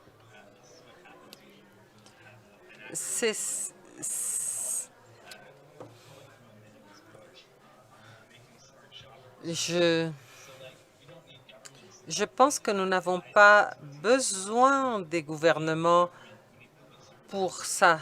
Nous avons besoin de gouvernements qui soient capables de collaborer et de comprendre quels sont les défis que nous devons relever.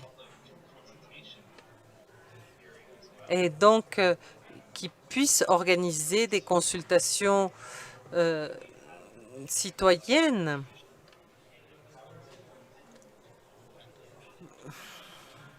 Comment est-ce que les gouvernements peuvent prendre le pouls de l'opinion politique? Pour faire une consultation publique, il faut construire des capacités. Il y a des cas où l'on oblige les consultants publics à sortir, chercher des entreprises pour qu'ils les aident. Ce n'est pas la stratégie la plus sûre. Tout cela parce qu'il y a des défaillances au moment de la gestion de la participation. Donc, c'est tout un cycle de formation, d'achat. Il ne faut pas uniquement penser aux solutions technologiques. Nous devons construire les institutions qui nous protègent contre les solutions rapides et faciles. Il ne faut pas voir la technologie comme une solution magique. Il y a une formule, je ne sais plus qui l'a dit, mais il disait qu'il faut prendre une seconde pour respirer. Donc, les consultations publiques sur l'acquisition des technologies, ça peut être quelque chose de long, d'embêtant, mais c'est ça. Il faut Il faut le faire même si c'est long et embêtant.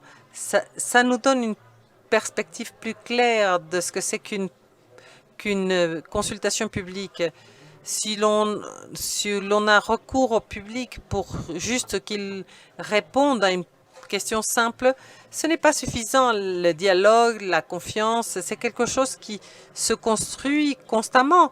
On ne va pas recourir au public juste pour qu'il réponde aux questions. Il faut qu'il y ait un échange continu, un retour continu.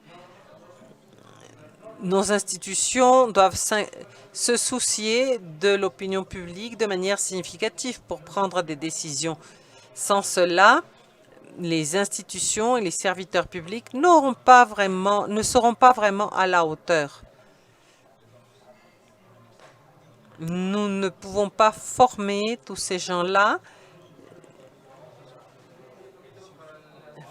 Et c'est un cercle vicieux. Mais en même temps, c'est un cercle qui a plusieurs points d'accès et plusieurs points d'intervention. Voilà où nous en sommes maintenant, c'est-à-dire que nous identifions ces éléments. Et comme l'a dit Bruno, il y a des leaders dans l'écosystème et nous pouvons les chercher dans les différentes niches et nous pouvons les contacter. Excellent. Il nous reste encore 10 minutes pour ce panel. Une question supplémentaire, une question surprise pour vous tous. C'est comme un examen surprise. On va commencer avec Kelsey et ensuite avec les autres. En fait, 2 questions. Quel est le problème qui vous inquiète le plus? Quel est le problème qui vous inquiète le plus dans ce domaine? Et quelle est la solution, le programme ou l'idée qui promet le plus pour nous emmener, pour nous rapprocher d'une meilleure vision de ces villes technologiques? Pour que ce soit des villes plus écologiques, respectueuses de la qualité de vie, efficaces. Voici donc ces 2 questions. Le problème le plus grand et ce qui est le plus prometteur. Kelsey, tu es la première. Bonne question. Ah, cette question surprise est tout un défi. Bon.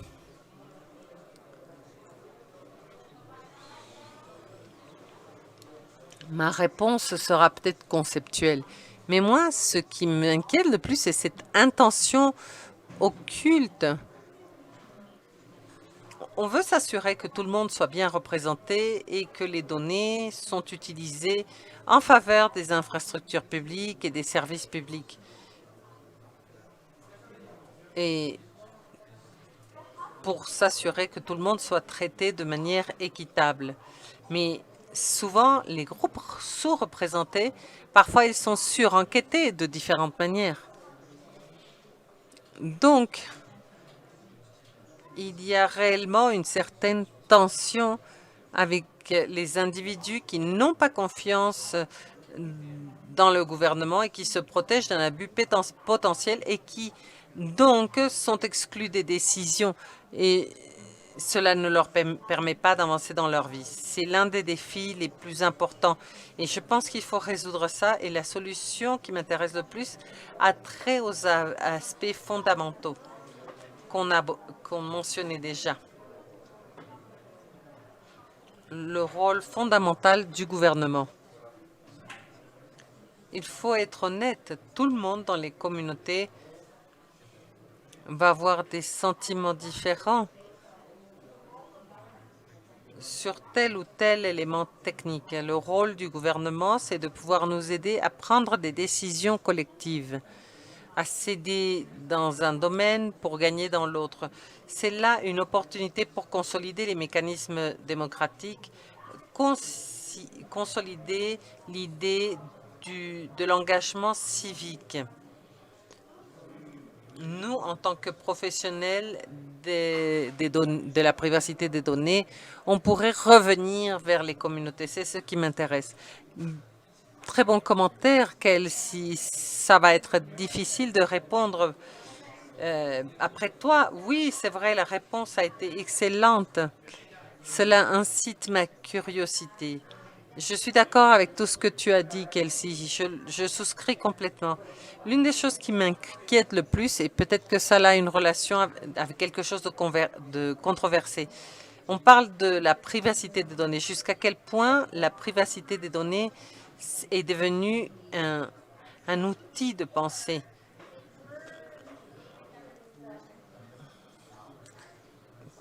La privacité des données a souvent trait à la gouvernance. Nous pouvons nous poser la question, quelles sont les meilleures pratiques pour l'utilisation de la technologie de données? Moi, la question qui me brûle, c'est il y a une nécessité d'élargir notre conversation au-delà de la privacité des données. Je crois qu'il existe beaucoup d'acteurs dans le secteur privé qui aiment avoir le contrôle. Ce qui les inquiète, ce n'est pas la privacité des données. Ils veulent conserver leurs propres règles de privacité des données.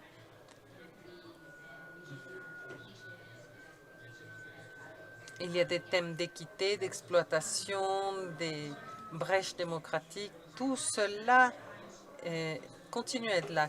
Quelles sont quelques-unes des solutions? Je ne pense pas que je serai d'accord avec toutes les solutions, mais je suis intéressée par le travail qu'on a fait et j'ai un certain optimisme. Par exemple, autour des modèles de gouvernance expérimentaux pour les données publiques, il y a des choses comme la confiance des données ou les groupes collaboratifs de données ou les coopératives de modèles de données. Tout cela reconnaît que les données que l'on collecte dans les villes intelligentes n'ont pas de valeur au niveau individuel. Et c'est ça qui inquiète quand on pense à la privacité des données. Mais lorsque l'on agrège les données collectivement, c'est là que ça nous donne du pouvoir. Et ces mécanismes essayent de créer de la transparence pour la transparence.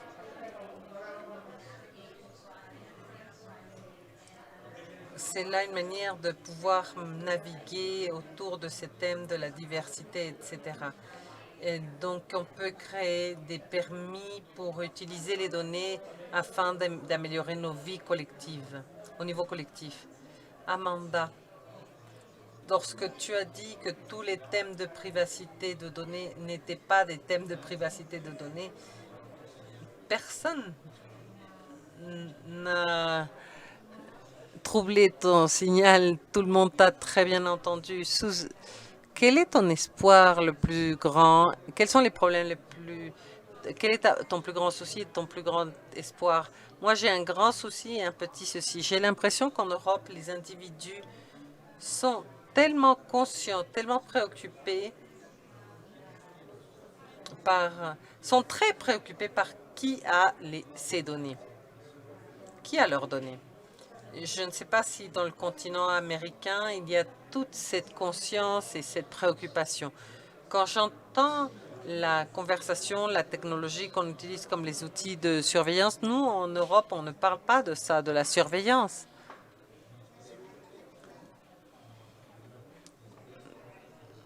Le contexte en Europe est différent.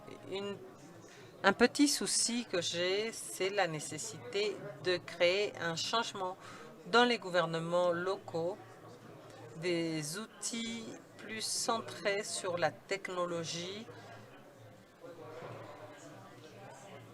pour le futur, libérer le potentiel des données. Tout cela va exiger du travail. Et là où je pense qu'il y a un problème, c'est qu'il faut identifier les cas d'utilisation correcte. Et dans nos conversations avec les villes européennes, on essaie de savoir comment ils utilisent les données dans des buts positifs. Nous devons travailler pour construire ceci parce que le processus de changement s'accélère. C'est ce qui me donne le plus d'espoir. 3 minutes, Marilyn et Bruno. Marilyn, espoir et souci, les principaux soucis et espoirs. Pour moi, ce qui est intéressant, comme Susan l'a dit, ce qui m'inquiète le plus, c'est l'utilisation et le potentiel de la surveillance sous prétexte de sécurité, sous prétexte de protéger la propriété des résidents. Même si on a laissé de côté l'attitude de la police ou la transparence dans l'utilisation a été laissée de côté. Mais maintenant, on a repris au Canada ce thème, la narrative qui change d'une ville intelligente, des villes intelligentes dominées par la technologie, dirigées exclusivement par les technologies, peut nous inciter à revenir un peu à l'analogique. Ce qu'il faut, c'est une collaboration pour que tous les progrès technologiques servent véritablement aux résidents. Bruno, mon souci le plus grand aujourd'hui au Brésil, c'est comment on fait les politiques de données, comment est-ce qu'on met en place ou pas le GDPR. Une partie du gouvernement n'accepte pas certaines exigences sous prétexte que l'on transgresse le règlement général des protections de données. C'est quelque chose de particulier du contexte brésilien. Et le plus grand espoir, c'est comment on peut articuler et mettre en place toutes ces questions pour pouvoir avoir une politique solide et pour utiliser les données comme un bien commun. Nous savons qu'il y a des opportunités qui existent là dans ce domaine.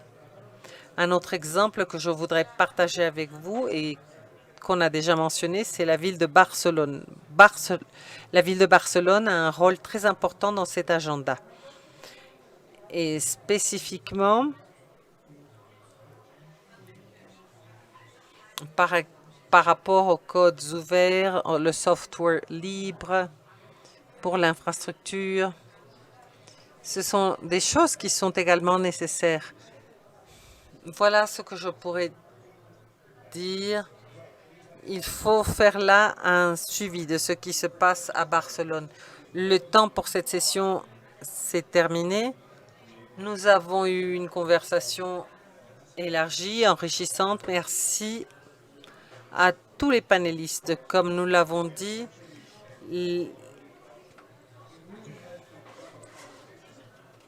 le titre de cette session, c'est les villes intelligentes et les plateformes de mobilité.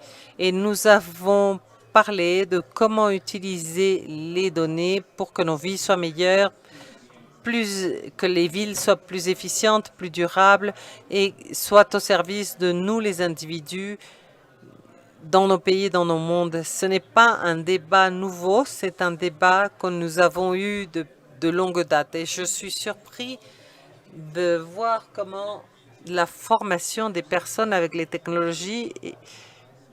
Bon, ce qui est important, c'est de bonnes politiques, de bonne gouvernance. Il est important que les gouvernements s'impliquent avec les communautés pour comprendre leurs nécessités. La bonne nouvelle, c'est que rien de tout ceci n'est nouveau. Ce sont des choses que nous connaissions déjà et nous savons comment faire. Le défi pour les villes intelligentes et les plateformes de mobilité.